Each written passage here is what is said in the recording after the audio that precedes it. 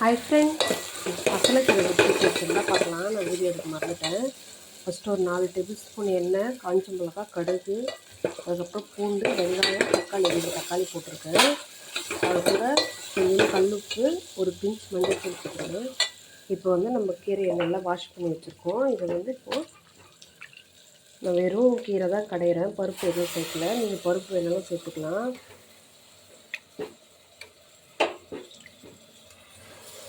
கீரை சேர்த்தாச்சு. கீரை சேர்த்த பிறகு இதெல்லாம் வதக்கி விட்டுட்டு தேவையான அளவு தண்ணி ஊற்றி வேக விட்டுருங்க. ஒரு 5 மினிட்ஸ் இருந்தால் போதும். இது சின்ன சின்ன கீரை தானே, உடனே வந்துடும். ஆனால் நல்லா கழுவி எடுத்துக்கோங்க. இதில் வந்து மண் இதெல்லாம் இருக்கும். இது தரையில் தண்ணி மண்ணுறதுனால அப்போது நல்லா இது பண்ணி விட்டுட்டு வதக்கி விட்டுட்டு கொஞ்சோண்டு ஒரு சின்ன நெல்லிக்காய் சைஸ் அளவுக்கு புளி சேர்த்துட்டு தண்ணி ஊற்றி விட்டுருங்க. தண்ணி ஊற்றி விட்டாச்சு. அது ஏற்கனவே புளிப்பாக தான் இருக்கும் அந்த கீரை, அதனால் இந்தளவுக்கு புளி சேர்த்துங்க போதும். நம்ம ஏற்கனவே 2 தக்காளி சேர்த்துருக்கோம்.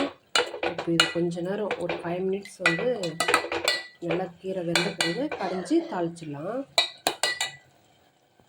இப்போ பாருங்கள் ஃப்ரெண்ட்ஸ், மிக்ஸியில் போட்டு அரைச்சிட்டு இப்போ இதை தாளிச்சிக்கலாம். ஒரு 2 டேபிள் ஸ்பூன் எண்ணெய், பூண்டு போட்டு வச்சுருக்கேன்.